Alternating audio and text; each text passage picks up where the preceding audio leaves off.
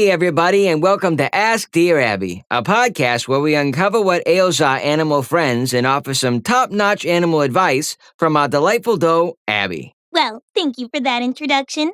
And of course, this all isn't possible without you, Hopper, our faithful showrunner. I figured we'd get started with some fun animal fast facts before we dive into today's episode. Sounds good to me.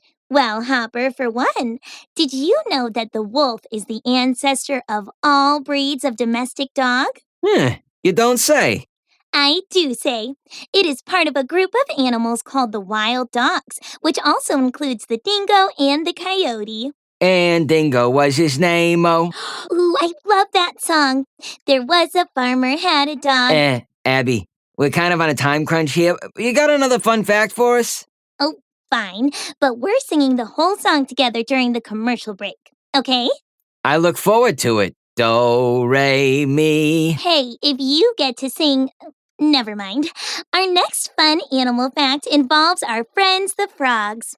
Did you know that instead of drinking water, frogs soak it into their bodies through their skin? Wait, does that actually work? I don't know. Maybe you should give it a try. Okay, I'll be right back. This is gonna be good, guys. Nope. Guess it's just a frog thing. I'm gonna go change. Well, that's one way to get Hoppy to take a bath. While Hoppy is getting changed, let's see what kind of fun things our animal friends have been up to this week. You guys at home may remember our dear friend from last week, Leonard. Sorry about that, everybody. Leonard. Oh, what a sweet kid. We got him in touch with that famous streamer, Loretta Lobster, and they really hit it off well. Don't you think so, Abby? You've got that right, Hop. Leonard sent us the following message after his visit with Loretta. Dear Abby and Hop, I can't thank you guys enough for getting me connected with Loretta. She really inspired me to embrace my individuality. I'm feeling much less insecure, and my family says that I'm really starting to come out of my shell, so to speak. And I've even tried starting my own streaming show called Blue Crush. Thanks again, guys. Glad to hear the kid is coming into his own. And speaking of coming out of one's shell, or cocoon in this case, our dear friend Cassie went from being a cool caterpillar to a beautiful butterfly yesterday, and her wings are fire. Oh no, her wings are on fire? No, not actually on fire. It's just something the kids say these days. Oh, right. I forgot that you're super hip, Hoppy. Nah, I just have a lot of younger brothers and sisters, so I pick up what they throw down. I think that's how that phrase is supposed to go. Look at that! We've got a couple of callers who'd like to hear some helpful news on their daily blues. Excellent. I love lending a helping hoof to those in need. So, who are we speaking to first? Our first caller is Starla Seastar. She's a starfish who's having some vision trouble.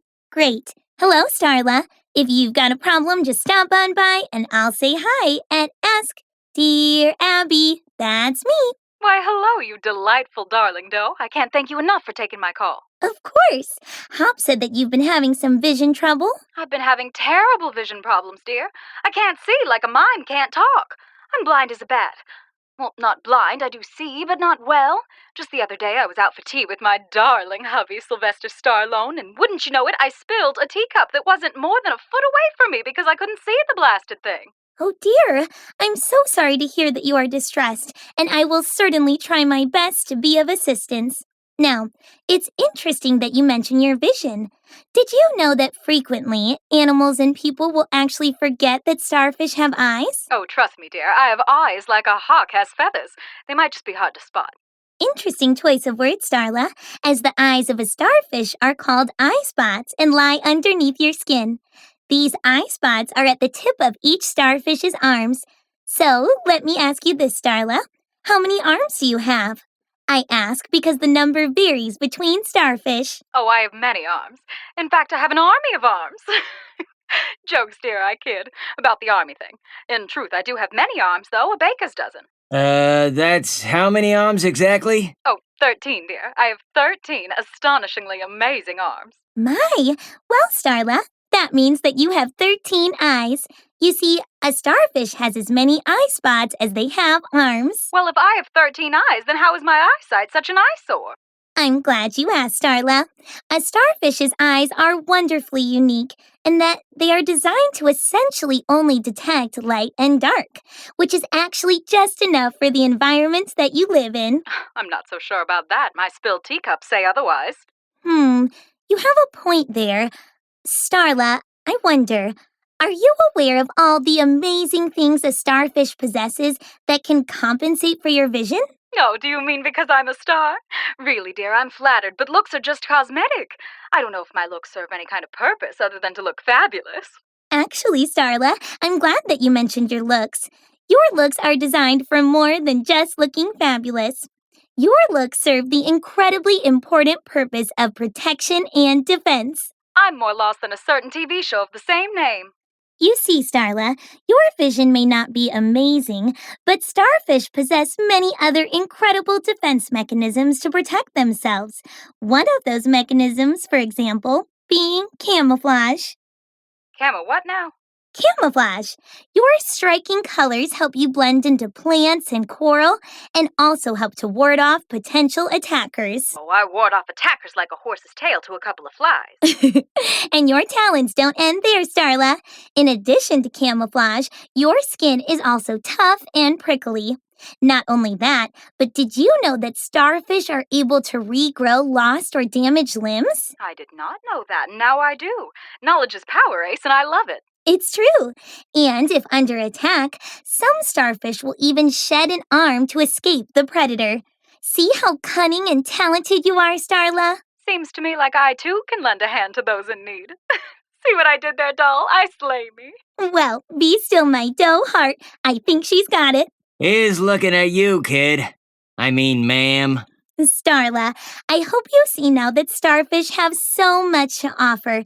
And it's okay if your vision isn't top-notch because your other amazing talents make up for it. Well, that's a bit of terrific. I guess I had trouble seeing myself for who I really was, and now that I can, I'm happy as a clam. Ta-ta for now, darling. Sylvester's on the other line, and I shan't keep him waiting. Well, wasn't she the bee's knees? Well, I'm not really sure the bees actually have knees. But then again, maybe the... Hopper, we're on a time crunch, remember? You're right, my bad. Okay, Abby, let's foxtrot on over to our next caller. He's a little squirrel named Sammy who's having memory problems. Hello, Sammy. If you've got a problem, just stop on by and I'll say hi and ask, Dear Abby, that's me. Hey, Abby. I'm having some trouble remembering where I stored my food for the winter and was wondering if you could help me retrace my steps. I'm so glad you reached out to us, Sammy. Your predicament is an interesting one indeed, especially because, to my knowledge, squirrels tend to have excellent memories, particularly when it comes to finding their food. I wonder, did anything happen recently? Something that could have affected your memory? What are you getting at, Doe? You trying to make me crack? 'Cause I won't. Whoa, that's Ms. Doe to you, Sammy. Don't be alarmed, Sammy. I'm not getting at anything. Rather, I'm just curious if perhaps there's an underlying cause to your memory difficulties. Having everything out in the open will better help me understand your situation. Well, when you put it that way, yeah, something did happen. It went down a couple days ago. Me and Charlie were storing nuts for the winter months, and we noticed a little weasel scoping at our stash. So we had to teach him a lesson, and it weren't in trigonometry, if you catch my drift. Oh dear. Sammy, are you implying that you had a confrontation with this young weasel? I ain't applying nothing. I'm outright saying, you dig? Anywho, during our, confrontation, it's possible that I may have gotten a slight bump to the old noggin. When I came to, Charlie had split and I didn't know where I was. My memory's been troubling me ever since. I see. Well, first, before addressing your memory problems, if I may, I am a little distressed to hear of this confrontation. I understand that you were troubled and feeling protective of the food that you and Charlie worked so hard to gather. However, I believe that this matter could have been approached in a more peaceful way. Peaceful? What do you mean, like, sit around the campfire and sing Kumbaya? Well, perhaps. I was thinking more along the lines of having a conversation. When you have a conflict with another animal, it's always best to try to approach the problem with a willingness to understand rather than with defensiveness and anger. An open heart can lead to more peaceful resolutions. Yeah, I guess I never got his side of the story. Perhaps this weasel was worse off than us. Next time I see him, I'll give him the floor. I guess I should also apologize for jumping to conclusions. Sometimes I just go nuts. I think that's a great idea, Sammy. Now, the combination of your head bump and your memory loss leads me to think that you might have an injury that is perhaps causing short-term memory loss. Sammy, have you gone to see a doctor about your injury? Dr. Schmachter. Well, I strongly advise seeking medical advice with this one. But in the meantime, I may have a few pointers to help you remember where you stored your food, despite the memory loss. For one, I recently heard that squirrels will often bury their food near landmarks that help them remember where they stored their food. Sammy, are there any noteworthy landmarks near your home? Landmarks, yeah? Well, there is this giant bird bath right in the middle of my park. Ooh, a bird bath. That sounds promising. Now, I also know that squirrels will store food in a central location called a midden within their territory or home. Usually, the midden is located in a tree cavity, under leaves, or in branch forks. Are there any trees directly next to this bird bath? Well, now that you mention it, there's this beautiful oak directly behind the bird bath. Knowing me, I bet I would have gone for that tree. There you go. It sounds like this oak tree might be a great place to start looking. One final idea. Squirrels will sometimes rely on their sense of smell to uncover buried caches. I bet that your nose could aid you as you investigate this oak tree. Help me what now? Who are you?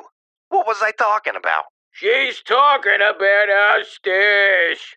Don't worry, Miss Doe. I'll make sure he gets to the doctor ASAP.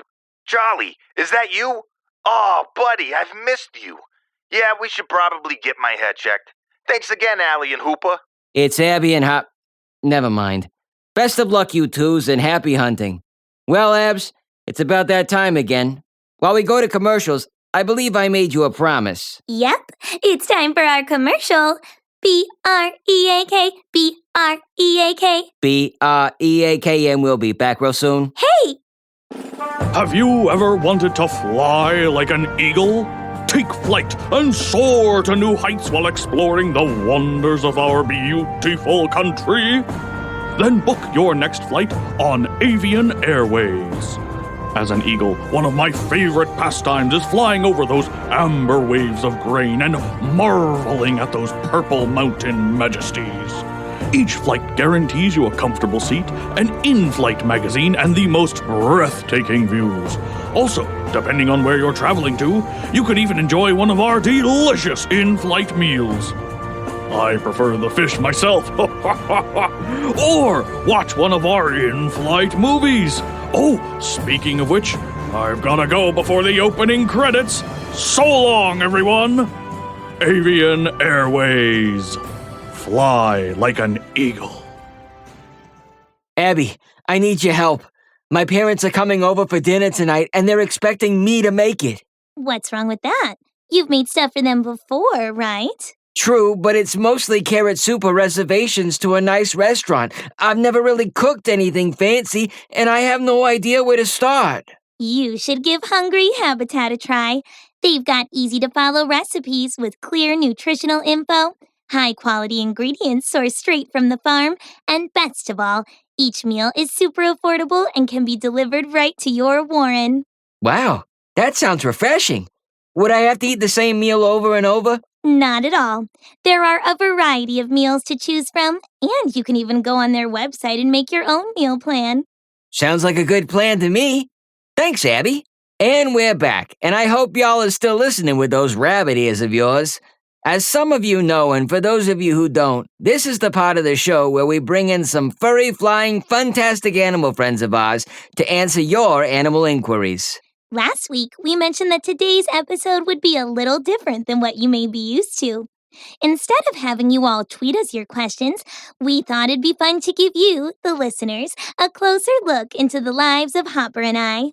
Correct, Abby.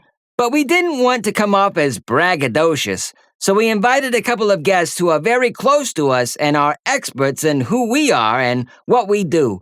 So without further ado, all the way from Escanaba, Michigan, the father of Abby herself, Mr. Dakota Whittle. Oh, hey there. Happy to be here. So proud of the work you guys are doing. You really got a stand-up show here, eh? Thanks, Dad. Always so supportive. And let's not forget our other incredibly important guest, all the way from Brooklyn, New York, introducing the talented, the beautiful, the matriarchal, a true mother dearest to our very own hobby, Mrs. Georgina Pagano. Oh, sweetie, you can call me Gigi. Except for you, honey, you call me Mom. And sit up straight, hopscotch, you slouch so much. Ma, let's not do this right now. Don't you talk back to your mother like that, a no carrot cake for you. Whoa, this Gigi's a real firecracker, eh, Abs? I think Gigi is just like every mom who loves their little one. Who you calling little Abs? Oh, Hopper, every mother will always see her child as the little baby bunny that she used to rock to sleep every night. Or baby deer, eh? Okay, moving on. We were both wondering if you could tell us a little bit more about yourselves. For example, I know before you came to the States, Ma, you were from Italy. That's right. Us Corsican hares are more commonly known as Italian hares. Hopper's grandmother, grandfather, and I all grew up in Sicily. Growing up, I was quite the athlete because hares are natural-born swimmers, runners, and even boxers. Ma, are you telling me that you were a boxer when you were my age? I've never seen you throw a punch as long as I've known you. I was mostly into running and swimming, sweetie. But if someone was looking for trouble, I knew how to defend myself. Manners are number one in my book, and you know I've always said that. So, Gigi, can you tell us a little bit more about what makes you a great athlete? Well, sweetie, it all has to do with my speeds. Did you know that hares can reach speeds of up to 43 miles per hour? We can do this because of how we're built and because we maintain a good diet of fruits and vegetables. That's amazing. So then, did you swim all the way here from Italy? No, crossing the entire Atlantic Ocean is a little difficult, even for an athlete like me. I hopped on a ship and set sail for New York, which is where I met Hopscotch's father. Hopscotch. As you were saying, Ma... That handsome bunny of mine saved me from one of my natural-born predators, an eagle. And then he took me out to this beautiful vegan restaurant, and it's been a wonderful life ever since. Yeah, I remember Dad telling me that same story too, and you know, it checks out. My dad is something else. But now I want to hear more about your dad, Abby. Mr. Whittle, the floor is yours. Oh, thanks. This floor does look nice, but I don't deserve it. Just joshing you there, Hopscotch. It's Hopper. No, it's not. You said it right, Dad. It's definitely Hopscotch. I'm never gonna live this down. Just smile and nod. Anywho, Dakota's the name and whittling is my game. Not really, but I've always wanted to get into wood carving. I'm a white-tailed buck born and raised in Escanaba, Michigan. That's up in the UP, way up north, don't you know? Wow, that's way up north. Oh, good one there, Hopscotch. Now, I had a pretty simple upbringing, and by simple, I mean I pretty much just ate and slept 24/7. That may not sound very exciting, but let me tell you, it was the life. Or at least I thought it was the life, because I hadn't met the beautiful Miss Wanda yet. Ooh, we're getting to the good part. Now, I don't mean to stag, I mean brag, but I was quite the looker back in the day. You see, bucks are pretty revered for their antlers. In most deer species, antlers only develop on the males. And the more branches or points on the antlers, the more prestigious the buck is. And let's just say, I'm a 12-point buck. I take it that's good? 8-point bucks are the most common, so I'd say that's a pretty darn tootin' good. Dad, get back to the part about Mom. Oh yeah, so as I was saying, I used to think of myself as hot stuff. That was until I laid my eyes on the ultimate hot stuff, this beautiful reindeer named Wanda. Wait, reindeer? Like Santa Claus? Kind of. In North America, we refer to reindeer as caribou. And while she wasn't involved with any Santa Claus, that did play a part in how we met. You see, caribous travel north as summer approaches to feed on the grasses and plants. That's what brought my Wanda to me many moons ago. She was in Escanaba, and I saw her being bothered by some kiddos. They kept asking her about Santa Claus and telling her what they wanted for Christmas this year. I heard Wanda saying, "I don't work with Santa, don't you know?" So I'm thinking, I better go help out this distressed Cara beauty. As I got closer to her, I realized she did not need my help because she was fully capable of taking care of herself. Sounds like you were really fond of Wanda. I sure was. She was the most immaculate creature I had ever seen. She was this beautiful 5-foot-tall work of creation. And oh, her antlers. You see, caribou are the only deer in which male and females both have antlers, and hers were immaculate. Aw, so romantic. So, was it love at first sight, Dad? Oh, I was one lovesick buck, that's for sure. I was so intimidated by her beauty that I could barely speak a word. But I think your mother found that quite cute. She asked me for coffee and the rest is history. We've lived a peaceful life in good old Escanaba ever since. And you know what we look forward to every single week? Listening to our little girl's show. You and Hopper couldn't make us any prouder, helping out all those animals. Aw, Dad, you old softy. Hopper and I are so grateful that you and Gigi were able to join us on this week's episode. It sure was a blast learning a little bit more about where Hoppy and I came from. Well, that concludes this episode and also our first season of Ask Dear Abby. That's right, Hoppy. But listeners, don't fear, because we will be back in April with more episodes, more guests, and more fun. But Abby, April is a whole month away. What can our listeners do in the meantime? Well, Hoppy, I'm so glad you asked. Our listeners can go to our website, www.askdearabby.com, where they can start submitting questions for Season 2. Remember, boys and girls, by submitting a question, you just might get your question answered by an animal expert on our show. You bet, Abs. Not only that, but listeners can also follow us on Facebook, Instagram, and Twitter for more fun as we count down to Season 2. Now, before we go, Abby would like to give you, the listeners, a few words of wisdom. Take it away, Abby. Thanks, Hoppy. We sure did learn an awful lot today. In the spirit of our new friends, Starla, Sammy, Gigi, and Dakota, let me leave you all with this. Sometimes we have trouble seeing the things that are right in front of us, either due to blurry vision or a blurred understanding. For Starla, she was having difficulty with her actual vision, but she was also having trouble not seeing all of the wonderful skills she possesses. For our scrappy friend Sammy, he was getting defensive towards someone he didn't even know, who might have been even worse off than him. Also, it's better to be a friend than a bully. We've all had trouble remembering where we've left something in the past, but as long as we retrace our steps, we'll eventually find what we're looking for. Lastly, I know parents can be goofy at times and call us embarrassing names like hopscotch, but they only do those things because they love and care about us.